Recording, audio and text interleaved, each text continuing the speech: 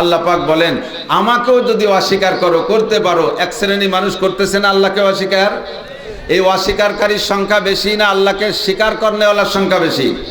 অস্বীকারীর সংখ্যা বেশি, ঠিক না? বর্তমানে সারা পৃথিবীতে 800 কোটি বা 850 কোটি মানুষ, এর ভিতরে 250 কোটি মুসলমান, নামে মুসলমান।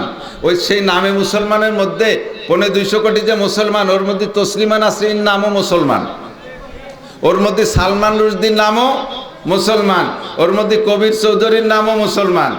এইরকম নাস্তিক বহুত আছে, এই নাস্তিকদের নামটা মুসলমান, তাই তাদের লিস্টে তারা মুসলমানদের কাতারে।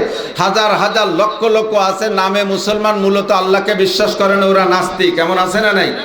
তারপরও 850 কোটির ভিতরে 250 কোটি মুসলমান, আর বাকি সবই অমুসলমান, আল্লাহকে স্বীকার করে না, আল্লাহকে মানে না, ঠিক না?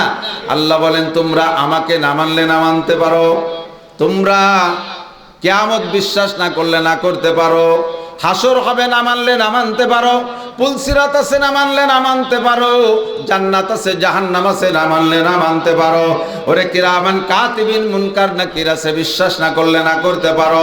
তবে একটা কথা কোনো কেউ বিশ্বাস না করে পারবা না, হাস্তিক বলো, নাস্তিক বলো, মুরতাদ বলো, বেঈমান বলো, কাফের বলো, মুশরিক বলো, ইহুদি বলো, নাসারা বলো, মুসলমান বলো, মুসলমান বলো, ছোট বলো আর বড় বলো, রাজা বলো আর বাদশা বলো, প্রেসিডেন্ট বলো, প্রধানমন্ত্রী বলো, যে যেখানে আসো না কেন, একটা কথা কেউ অস্বীকার করতে পারবা না, সেই কথাটা হলো কুল্লু নাফসিন যায়িকাতুল মাউত।